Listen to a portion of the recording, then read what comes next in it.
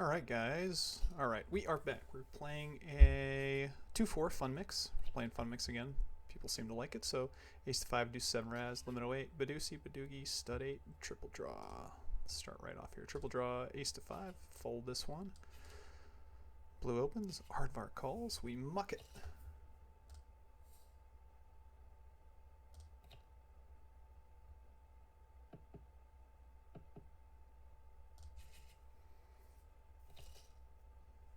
So ace to 5. Best hand is 5, 4, 3, 2, 1. Suits don't count against you. No Badoogie.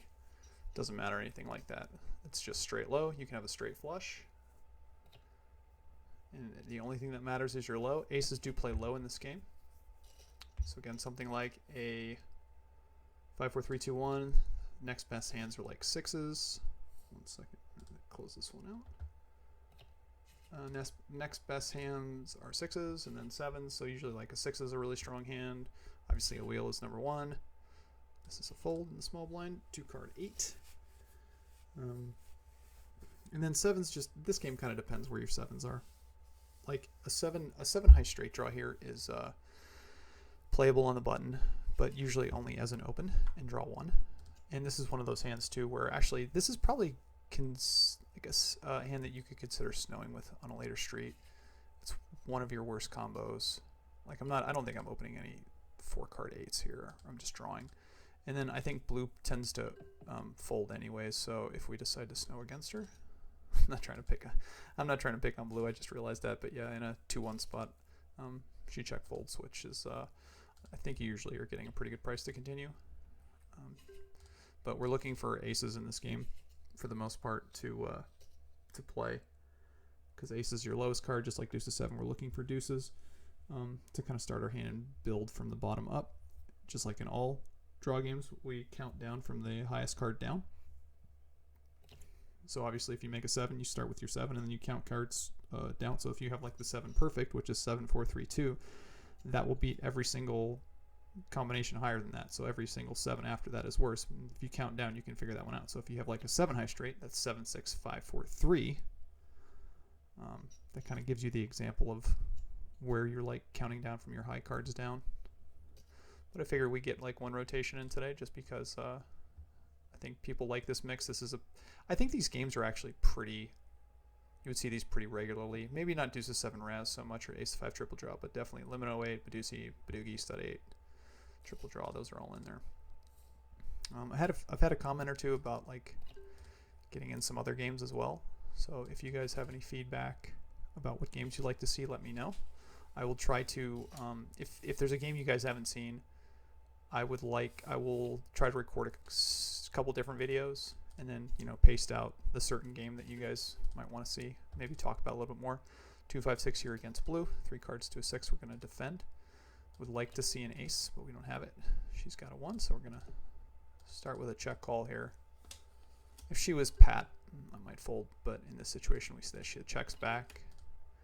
And kind of the same thing here. We're going to check, and if she bets, probably give up. Make an exploit here and fold. Against most players here, I'd probably check call and draw 1 to the 8. Now we're playing deuce to 7 raz. This game is 7, 5, 4, 3, 2 is the best hand. We're going to go ahead for the steal here. Again, we're playing against a player who's a little bit tighter in blue, and we actually have the extra wheel card, so I don't mind going for the steal here. And then when she catches a 10, 9 pair of 4 with a brick in the hole, I'm just going to give up.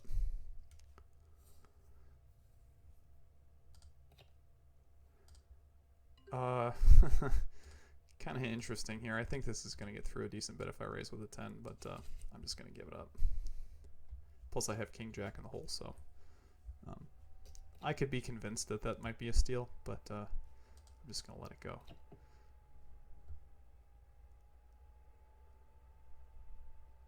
Yeah, as always, if you guys like what you're seeing, please like, subscribe. If you guys were willing to take me up on my free offer of 1 free hour of coaching, so what you have to do is you just have to record yourself playing on Phenom. If you don't have a Phenom account, there's a link below in the description. Click on it, sign up for an account. Record yourself playing 1 hour. Doesn't matter the limit of the mixed game. I'm more than happy to review it and then post it to YouTube. If you'd like to join me, like going through the review, and like give me your thoughts and have any questions. It's all part of it. I'm looking for my first taker, but that would be, I think, a lot of fun. So if you're interested in that, email me. My email is below at learnmixedgames@gmail.com.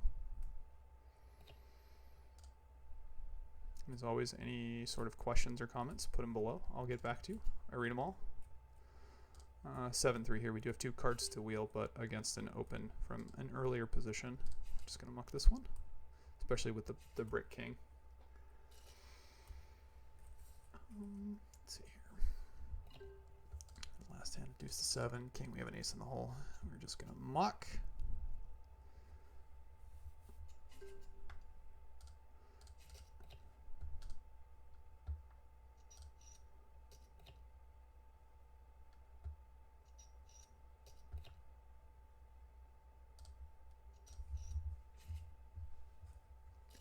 Aardvark gets that one through. Next game is, what is the next game? Limit 08. Alright, so another split pot game, but in this one is a qualifier, so you have 8 or better. So you need 3 cards on the board that are not the same, not paired in your hand. 8 or better. This one is, I'm not sure if this is a 4 or 5 bet game, but I'm going to go ahead and call here with the ace jack 4-6. We flop 3 jacks and we got a flush draw. So we're going to go start with a check. We're going to attempt to go for a check raise. We could do some leading on this board. I think I actually have a fair bit of high hands in my hand, but I'm just going to go ahead and go for a check raise. But usually any combination of like ace, wheel, face card, and we get it fold. Usually any combination of like ace, wheel, face card, if you have a suit in it for the most part, is almost always going to be like some sort of play. Now, in a 9-handed Omaha game, it's a lot different. If we ever get a 9-handed Omaha game going on Phenom, which we don't have yet, deuce 3, 7, 8 in the cutoff here is a fold. If we was double suited, open it. But if we get a 9-handed Omaha game going on Phenom, I'll more than happy to record it and put it out, just because it's a completely different game than like 4-handed. And then blue opens here, and I have ace deuce 8-3 double suited. It's just way too strong not to 3-bet with a cold caller. I mean, Aardvark's range is probably like somewhat similar to mine, but again, my hand is just too strong even out of position here. And blue is, you know, I would definitely say blue is on the blue's got a strong range here as well, but I mean, just too pretty. I get raised here by Aardvark, and I mean, I'm definitely going to 3-bet here with the full house. I don't expect him to have 9s full. I mean, it's possible, but it's a very small portion of his range. 9-8's really small portion of his range. And he could be just raising here with any 8. He could be raising me with an overpair. I mean, I guess that's somewhat possible. I expect him to have an 8 when he raises me, to be fair. And then we get that one through. And I'll just give him a joke.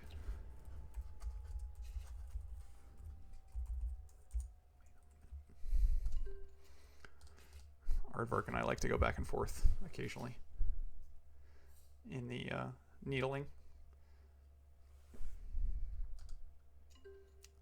The high hands in general are just again, like if we're playing a full 9-handed ring game and we know that it's going to go off 5-handed every single hand, a lot of the high hands actually do become playable. But if you're playing at a tighter table where, you know, I would say like ranges are correct, like if someone opens from the cutoff and you have this hand here on the button, 9-9 king queen, you just call and make full houses every single time. No, I'm joking. But this hand again is just, it's going to lose so much to lose half to a low board, and even sometimes when you make the hand that you want to make, you're still giving away half the pot. Whereas in like, you know, a normal like limit Omaha high game, if you ever see those, I mean, you're playing for the whole thing, so it's just totally different equity wise. All right, Badusi, best hand is 7-5-4-3-2. If let's see, that's the best low hand. Okay, start over again. We're playing Badusi. 2 pots, no qualifier. Half the pot's going to go to the best deuce to 7 hand. Half the pot's going to go to the best Badugi hand. Best Badugi hand in Badusi is 5-4-3-2. Ace in this game plays high. For the deuce portion, straights count against you, pairs count against you, flushes count against you. So it's important to have unsuited, unpaired cards. Like here, I'm going to draw 3 at the deuce 5. So here again, I'm trying to make it low and building my hand up. I improved to a 3-card 8. I'm going to go ahead and check call and draw 2 this time. And probably if I miss here, I'd probably check fold against Aardvark. Well, I do improve to a 7 Badugi, so I'm kind of stuck in there at least till the river. So I'm going to check call and draw 1 again. I think I had 1-5, so not significant blockers, but an 8 Badugi is just too good to check fold. And we make a 7 on the river with an 8 low. I think Aardvark could check some back here, so I'm going to go ahead and bet call this hand. I make a 7 Badugi with an 8 low. It's definitely strong enough, and I wouldn't just necessarily. He makes an 8 with a 2 card, so yeah, he's got to call his hand because I can just have random hands like that too. If I make a strong Badugi in a pair or a straight, I would still bet my hand on the river trying to get him to fold something like that too. So he makes a fine fold. Definitely has enough equity in the deuce to 7 portion of his hand to call.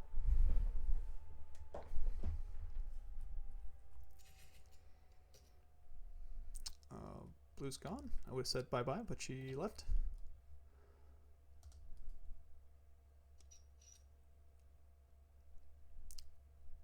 About halfway through. Actually, we're playing pretty fast today.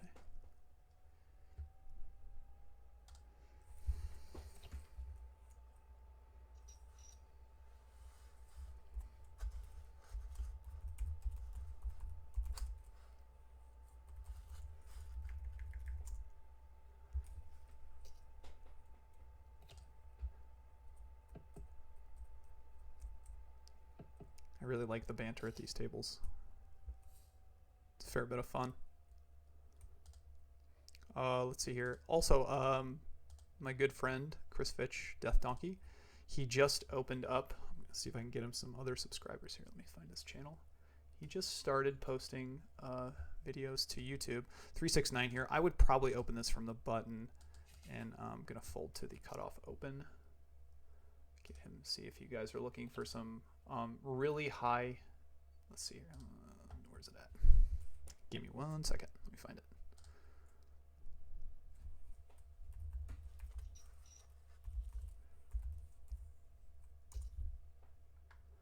There we go. All right. If you guys are looking for some, oh, he's just at Death Donkey on YouTube. So if you guys are looking for some very high level, say very, very high level. Excuse me. One second. Let me see if I can get this over here.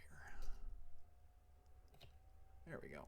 If you guys are looking for some very high level GTO coaching, not only coaching but just videos in general, he's going to start, I think, with some limit hold'em stuff. I highly recommend you go over, look at it, and subscribe to his channel as well. Again, my channel is more for the beginning stuff, but if you're looking for like even in-depth stuff, I've always recommended Chris's stuff, and he is really, really good.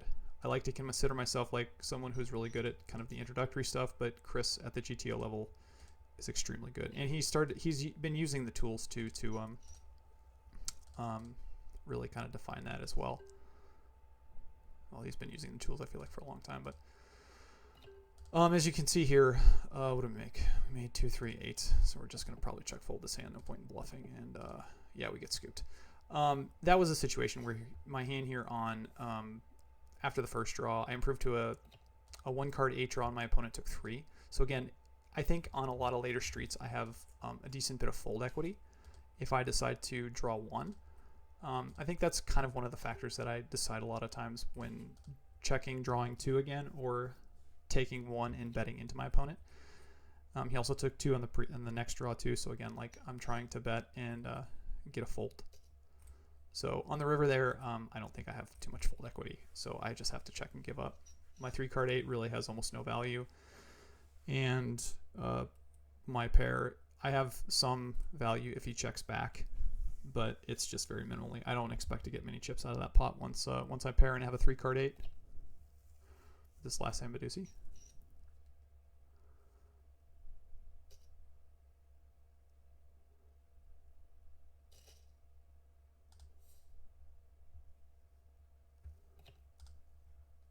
All right, Badoogie. 4-3-2-1 is the best hand. You try to make all different suits.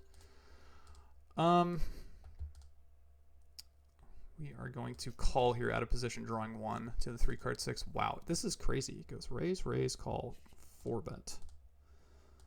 Now, if Aardvark's going to fold, I probably should just 4-bet myself.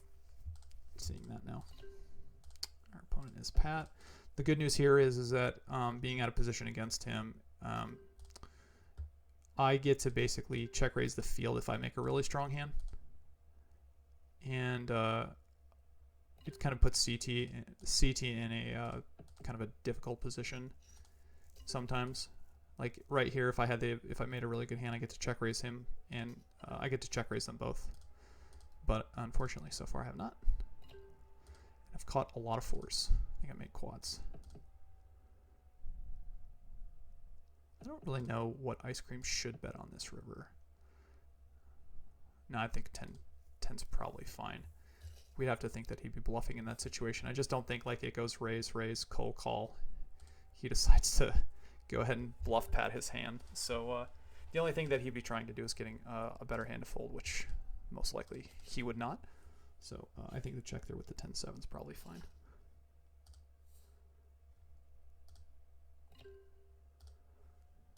3-5 here in the cutoff is a fold.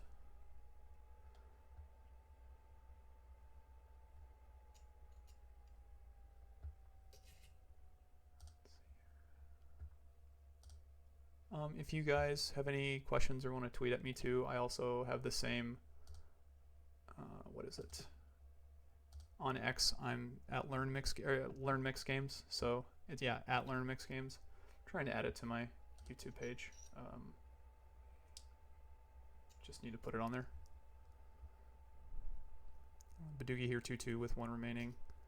Goes bet raise? Yeah, bet raise.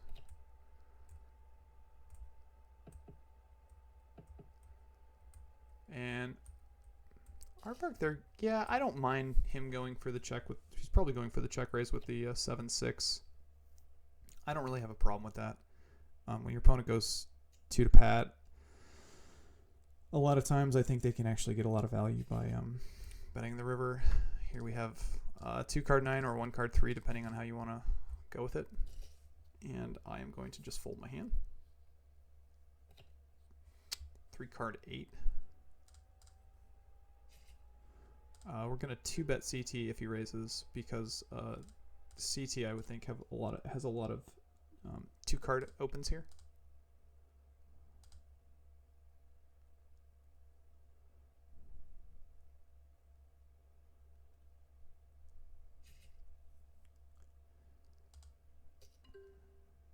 Draw 1, draws 2, so we got the 1-2 again. Like if we have the draw lead, usually in these situations. Wow, he folds for 1 bet.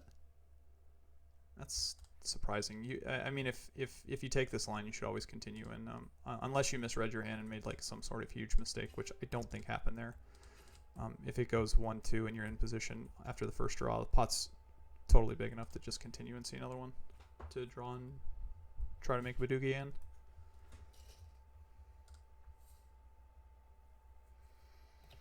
Alright, stud 8 or better here. You know, the 5, bring it in. The 8 opens. I would probably go for a steal in this situation here if CT had folded, but since he opened into an ace, my guess is that his hand in range is actually pretty strong. Stud 8 or better is one of those games where, well, let's start with the game. The game is basically half stud high, half low if you qualify. So if you qualify with 5 cards, 8 or better under your hand, 8 or better unpaired, the best low is going to win half the pot. Stud 8 or better is the one game I think where you just get more pushback from the bring in. In stud high, you probably get the second most, and in Raz, usually if you're the high card, you're just folding a lot.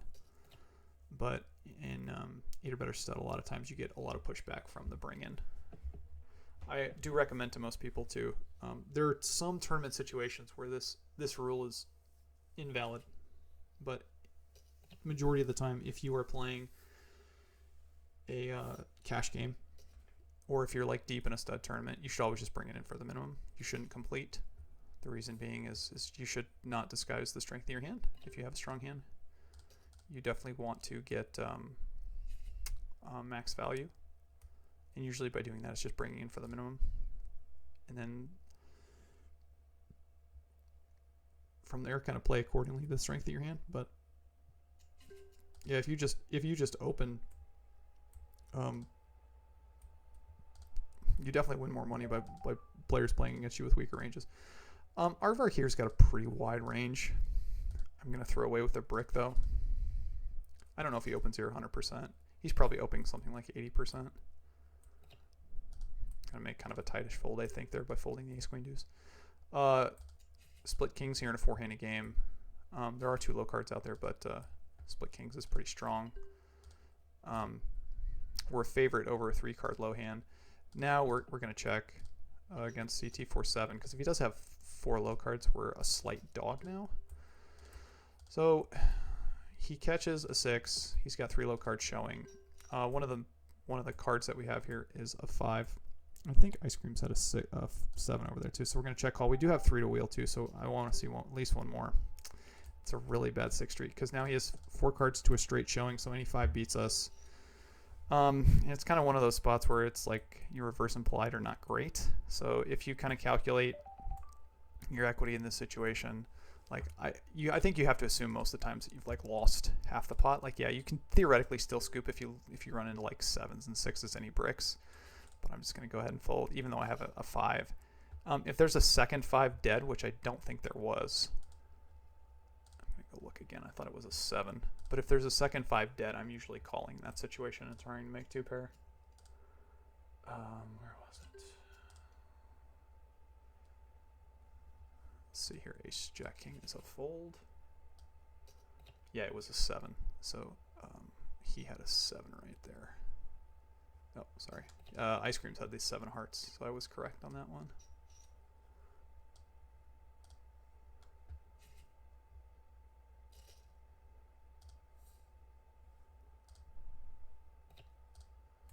Six, 7, 7 with buried 7s here. Playing this hand most likely. Aardvark opens a 9. Shouldn't be too many steals with like a king behind and 2 low cards, so I'm just going to go ahead and call. My guess is he's got a lot of split 9s in his range. Maybe some flush draws, but 2 diamonds are dead. 2 baby diamonds are dead. He catches the 9. We're going to go ahead and check. And we're going to go ahead and check call 1. We have 2 7s, and then we make open pair 6s. I'm going to go ahead and bet, but I don't know how much I really like this bet. The reason being is because he caught a 6 in his hand. Now, I actually think he's got... I mean, he could have queens here. Queens is a possibility. I was going to say he might have aces, which he just caught, which I don't like. I think I'm going to call one more time. If he bets the river, I'm probably just going to fold. Because at this point, if he bets the river, I don't think he's like semi-bluffing or bluffing. But when he raises me when I have open 6s on 5th Street, my guess is he's probably got like something like aces or kings. I do catch a king. CT had a king. And again, he opened 9 into the field, so I don't think he's like bluffing me too much in this spot now that he's bet the river. I'm just going to go ahead and fold. The only question is should I fold it earlier?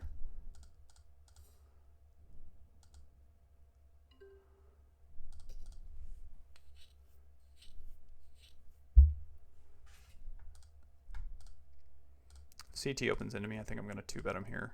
Like, I don't expect him to have like I don't think he should be raising here that often, but I think he's like kind of over raising. I have an ace and a king in my hand too. Somewhat interesting. He decides to lead with the ace. I don't really know if that's supposed to be a thing. Like when I 2-bet him and I catch a low card, like usually my range is like 2 low cards. I'm gonna go ahead and bet.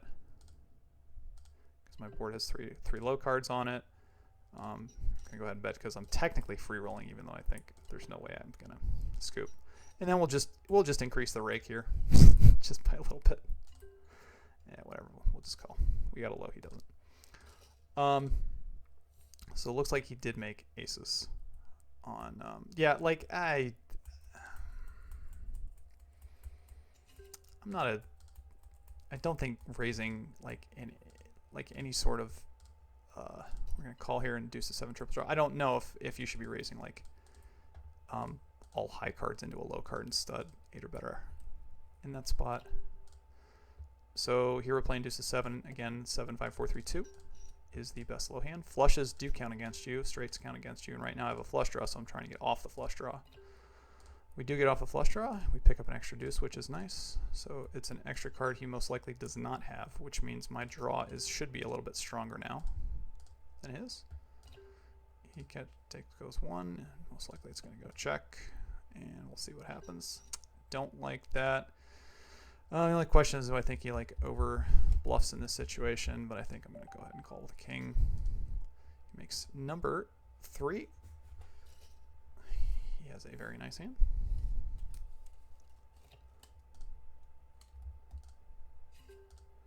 We're going to fold the 5-6 out of position here to him.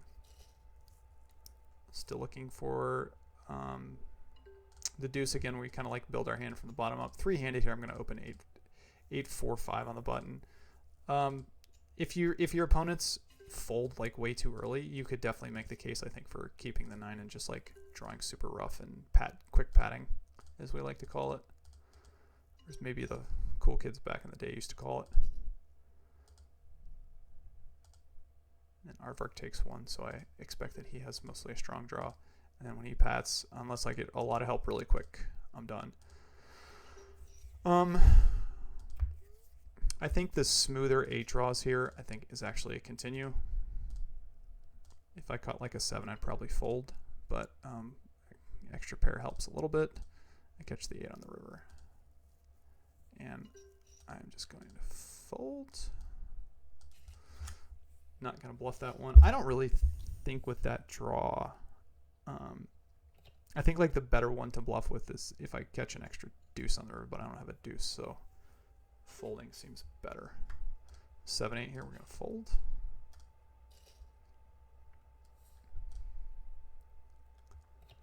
What did I start with? I started with ace to 5. Okay. Deuce to 7. If CT folds, we're going to open the deuce 8.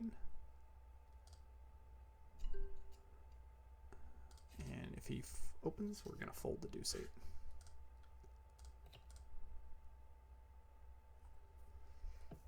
Let's see here where we're going to get to. I mean, we're going to play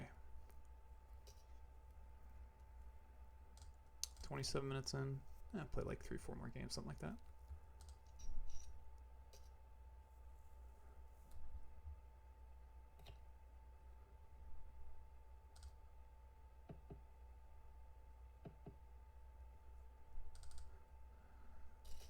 Fun mix? Interesting. All right, deuce to 7. We're going to open this one here, the 3 5 4 7.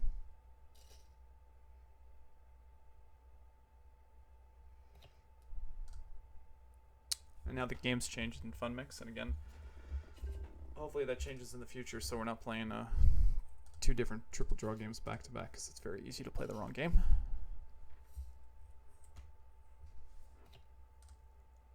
3 4 7 8 9 here on the button. 3 4 7's a little bit rough. I don't really like drawing to an 8 really at this point anyway, so we're gonna muck that one.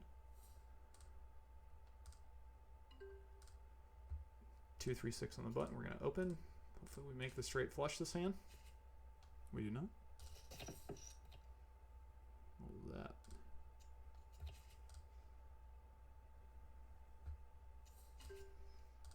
So what we'll do is, oh no, we're not gonna do that one. We're gonna fold this one. Give me 1 second. Close out for now. Fold the 3 5 8 and ace to 5.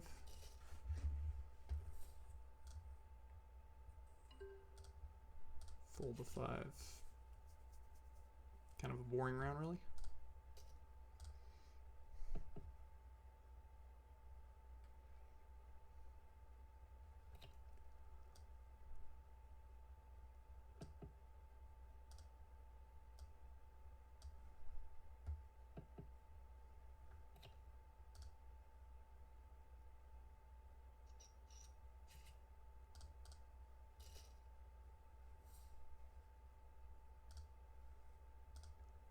Alright, deuce to 7 Raz here. I'm going to call here with the jack against Aardvark 7. Check call. Oh, that's a really good street for us because now he's paired to 7 and I catch a card that I did not pair, most likely. Check 10-7. No force showing. We're going to go ahead and check this one because if he does have a 7 draw or like an 8 or 9 draw, I think he's favorite over us at this point. Go ahead and check call. He's got jack 7 showing, so most likely he did not pair jack either. And we still have a 10 draw, so I think technically if he bets this street, we have to call and try to make the 10. And we pair the 10. So the only question here on the river is if he bets, do we call? And I think the answer is no. We don't really have a good fair amount of blockers against him. And he did call us on... The only question is did he pair the 4, but even then, like, he could still technically beat us. So I'm just going to lay this one down. If I caught a 10, I would pay him off. I think that's kind of the fair line for me. Queen deuce 7 here. Definitely going to be playing this one with the deuce 7 in the hole because everyone's pretty much got a brick up top. He was a slight favorite with the jack. And now we just are going to muck with the queen. We do have a 10 draw, but he's showing jack 4 deuce. I'm just trying to think if there's any reason to continue, and I think the answer is no.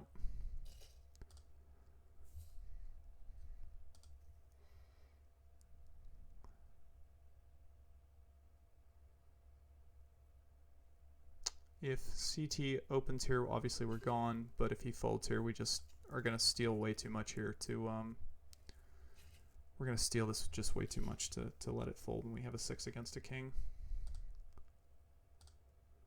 Alright, 5 here, we're going to fold with the ace in the hole and the 10. So Aardvark's just going to win it like a lot. Raz games, there's not too much you can do about it.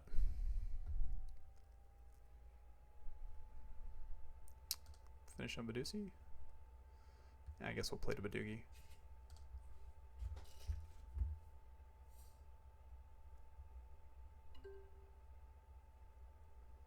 And we got ace king. This is just going to be thrown right into the muck.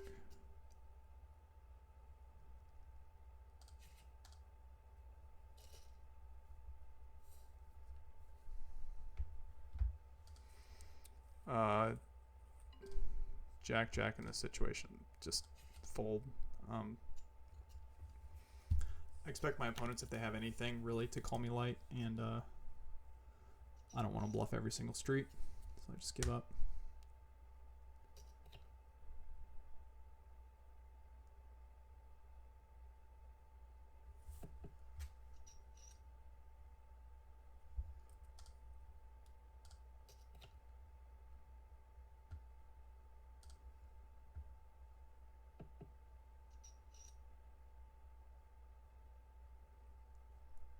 CT's representing here a pretty strong hand, which Aardvark was going to have a tough time playing both streets. Kind of close. Depends how wide he thinks CT is in that spot. But my guess is he probably should be playing like any 2 cards, like 9 or under. 10 deuce 5 6 here against an open and a call. We're going to call. Limit Omaha 8 or better. Again, best Omaha high hand is going to win half, and then if you qualify for low, that is 5 cards 8 or under. So you're going to need 3 on the board and 2 in your hand, because obviously you only play 2 in your hand. Fortunately, I definitely wanted to see a turn with a gut shot, a pair, and some backdoor flush potential, but once we get check raise, we just got to fold. We don't really have enough equity that way against 2 players. Versus 1 we would for sure.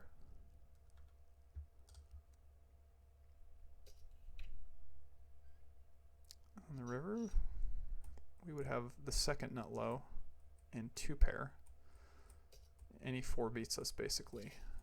Actually, he actually did have the second nut low, technically, with the 6-4. The board was really hard to read, but I had a live 6 looking like I had the second nut low. In reality, the 6-4 is actually the second nut low. 10-10 queen 9 here out of position. These high hands, again, if you're not in the big blind, are usually just throw them straight away. 3 high cards with the low card on the button without an ace is a fold.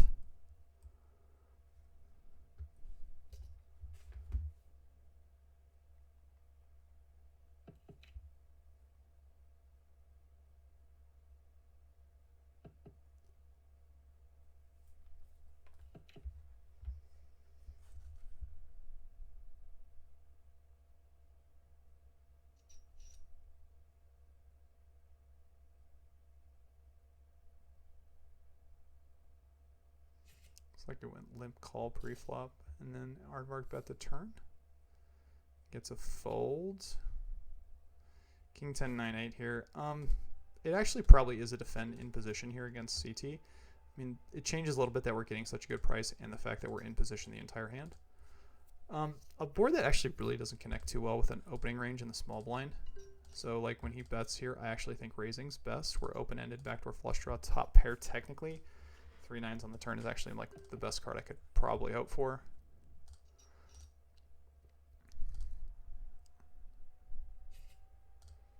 And we win that one.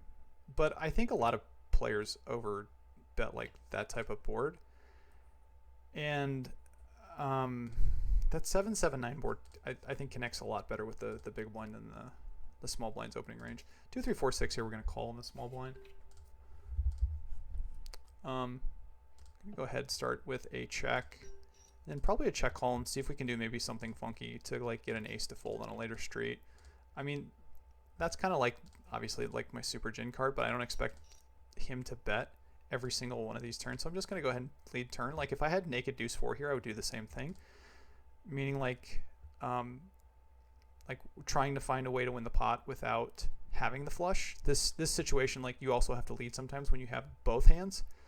So, you know, you're not just like betting nut low. Now on the river, we technically get counterfeit. Now we still have the second nut low with deuce 6 and a flush. So this is still like a super easy bet. But yeah, I just want to be able to lead turns sometimes when I don't have the high hand to try to get my opponent to fold something that is and unfortunately, well, fortunately we win, but unfortunately we must tilt him to the point that he leaves. So I'm gonna probably call it here. Last hand for me to. No, it doesn't even have to type it. Just type in GG, everyone.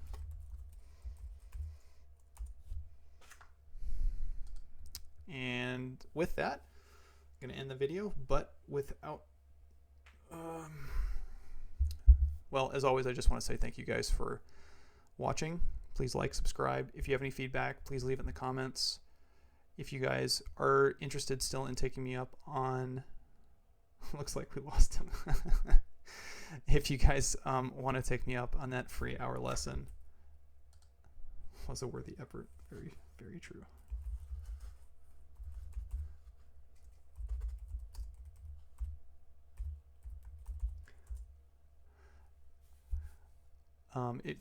Again, if I have a free lesson available to anyone right now who has a Phenom account and wants some feedback, so if you guys can record yourself for an hour playing, I am more than happy to give my thoughts and my feedback. You can join me for a call and we can go over it for a little bit and then post it to YouTube, or if you just want me to go over it and post it to YouTube, I can do something like that as well. But if you'd like a free hour coaching, yeah, you guys can contact me. I have my email down in the comments below. It's @learnmixedgames@gmail.com.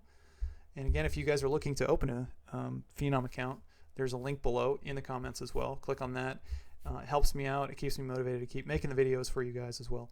So until then, if you have any questions or comments, you guys have my email. You guys can leave comments below. I read them all and I will get back to you. Until then, good luck at the tables. Play well, and I'll talk to you later. Bye-bye.